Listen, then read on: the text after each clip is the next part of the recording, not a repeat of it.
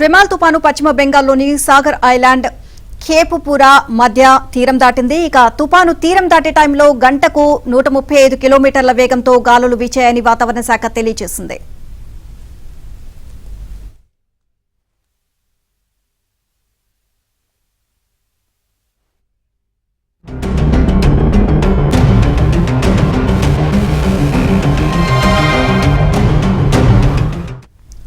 Remal తుఫాను ప్రభావం తెలంగాణ పైన పడింది. అకాల వర్షం అన్నదాతలకు నష్టం మిగిల్చడమే కాదు, పలుచోట్ల అమాయకుల ప్రాణాలు బలిగొంది.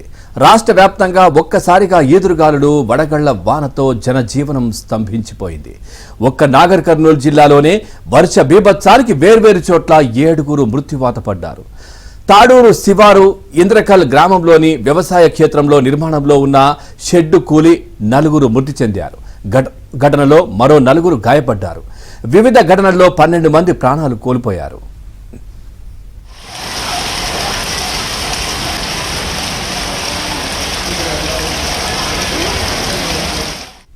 మరోవైపు హైదరాబాద్ ను సైతం అకాల వర్షం అతలాకుతలం చేసింది. ఎండ తాకిడి నుంచి వాహనదారులకు ఉపశమనం కోసం జీహెచ్ఎంసీ ఏర్పాటు చేసిన గ్రీన్ మ్యాట్ షెడ్ కూలిపోయి ఓ బస్సు ఇన్నోవాపై పడింది.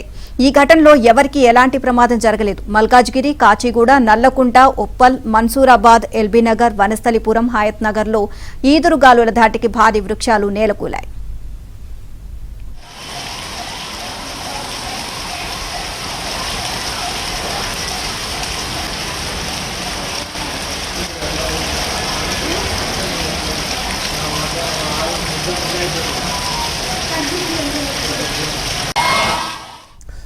మరోవైపు కాకినాడ జిల్లా ఉప్పాడ వద్ద సముద్రం బాగా ముందుకొచ్చింది. నిన్నటి నుంచి ఉప్పాడ బీచ్లో అలల తీవ్రత ఎక్కువగా ఉంది.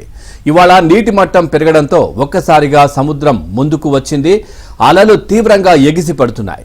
సుబ్బంపేట నుంచి ఎస్పీజీఎల్ వరకు ఇదే పరిస్థితి కనిపించింది. దాంతో స్థానికులు భయాందోళనకు గురవుతున్నారు.